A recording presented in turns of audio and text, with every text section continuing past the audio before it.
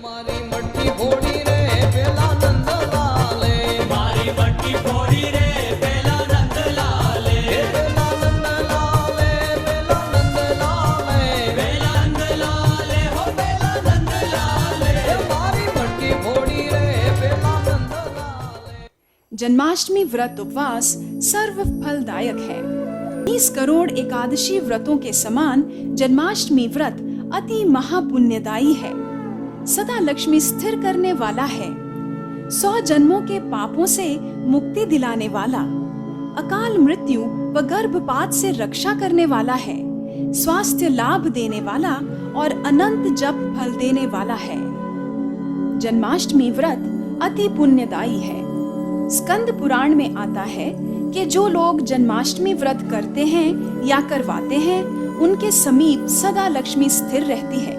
व्रत करने वाले के सारे कार्य सिद्ध होते हैं। जो इसकी महिमा जानकर भी जन्माष्टमी व्रत नहीं करते, वे मनुष्य जंगल में सर्प और व्याघ्र होते हैं।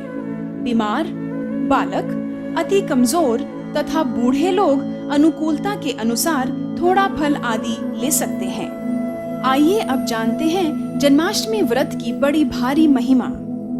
भविष्योत्तर पुराण में भगवान श्री कृष्ण युधिष्ठिर जी को कहते हैं, 20 करोड़ एकादशी व्रतों के समान अकेला श्री कृष्ण जन्माष्टमी व्रत है। ब्रह्मवैवर्त पुराण में धर्मराज सावित्री से कहते हैं, भारतवर्ष में रहने वाला जो प्राणी श्री कृष्ण जन्माष्टमी का व्रत करता है, वह 100 जन्मों के पापों से मुक्त हो जाता है। पूज्य बापूजी कहते हैं कि जन्माष्टमी की सुबह जौ तिल का उपटन बना के स्नान करोगे तो विशेष फायदा होगा, अथवा देसी गाय का गोबर या सप्त धान्य उपटन लगा के स्नान करना। पंचगव्य का पान भी आयु आरोग्य देता है और मन बुद्धि को पावन करता है। जन्माष्टमी के दिन पूरी रात जागरण करके ध्यान, जप आदि करना महापुण्यदायी है।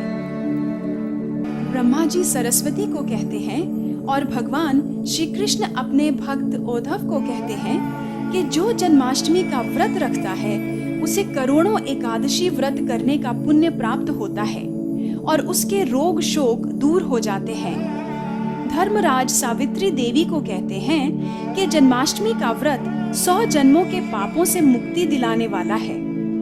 उपवास से भूख प्यास आदि कष्ट सहने की आदत पड़ जाती है, जिससे आदमी का संकल्प बल बढ़ जाता है।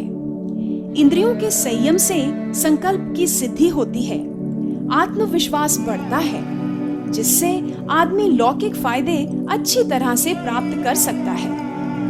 इसका मतलब ये नहीं कि व्रत की महिमा सुनकर मधुमेह वाले या कमजोर लोग भी पूरा व्रत रखें। बालक, अति कमजोर तथा बूढ़े लोग अनुकूलता के अनुसार थोड़ा फल आदि खाएं। भविष्य पुराण में लिखा है कि जन्माष्टमी का व्रत अकाल मृत्यु नहीं होने देता।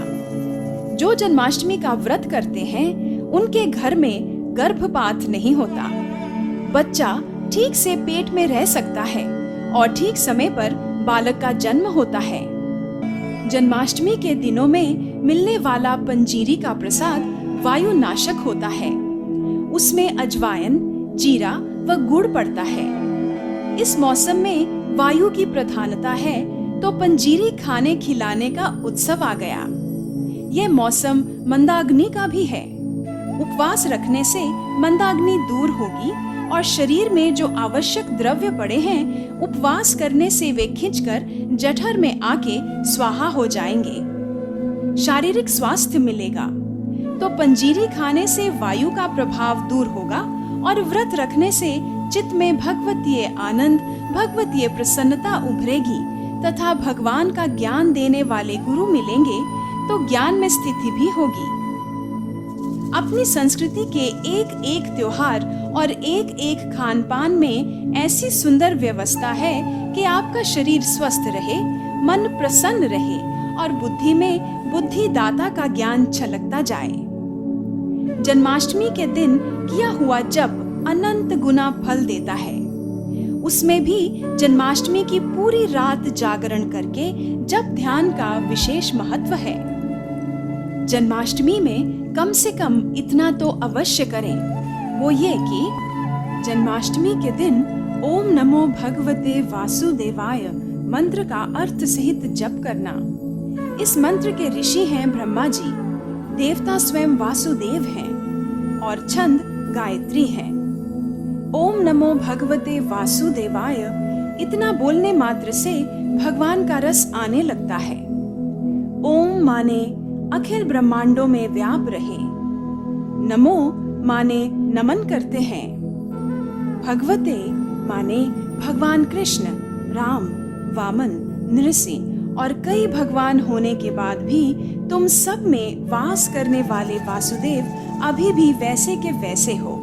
इस प्रकार परम प्रेमास्पद प्रभु का स्मरण चिंतन करते हुए उनके प्रेम में डूब जाना और इस जन्माष्टमी का लाभ लेना।